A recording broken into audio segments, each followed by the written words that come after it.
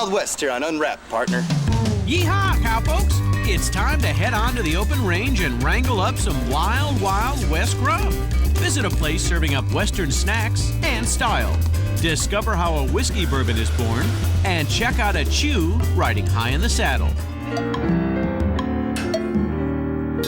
Welcome back to Unwrapped, where we're hitting the ranch for a look at wild, wild West cuisine. And one well-known Western treat is right here. It's jerky. The pioneers of North America learned of jerky from Native Americans, and they used to trade for it because of its versatility, food value, and long life. Right now we're going to check out how one company is still making it the old-fashioned way. Watch. Heading west along the Oregon Trail, there's still a trading post where settlers can stop and load up their saddlebags with jerky.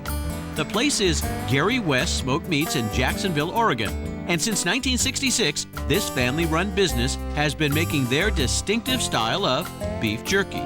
Just don't call it that. First of all, it's not jerky. It's just a smoked beef strip. We call it jerky because nobody knows what we're talking about if we don't say that. Whatever the name, they're still selling over 100,000 pounds of it a year.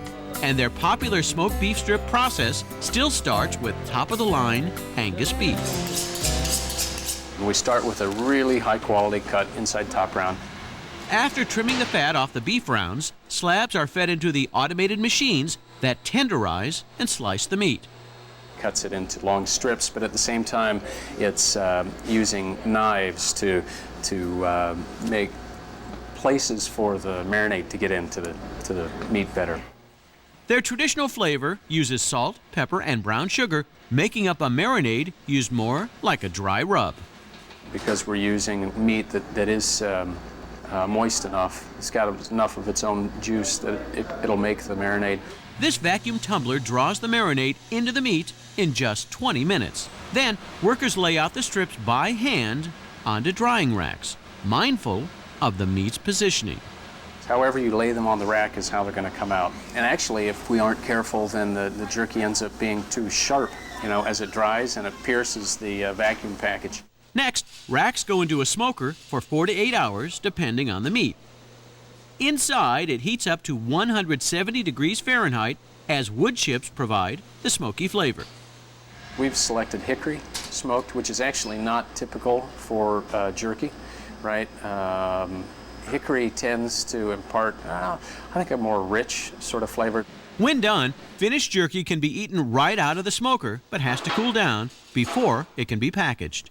And we need to wait about 12 hours before we package it, so it reabsorbs some of the moisture. And to make sure it stays that way, all of Gary West jerky is vacuum packed, ensuring it will be moist and fresh whenever it's opened. People who buy ours tend to like a moister type of jerky, much more tender style.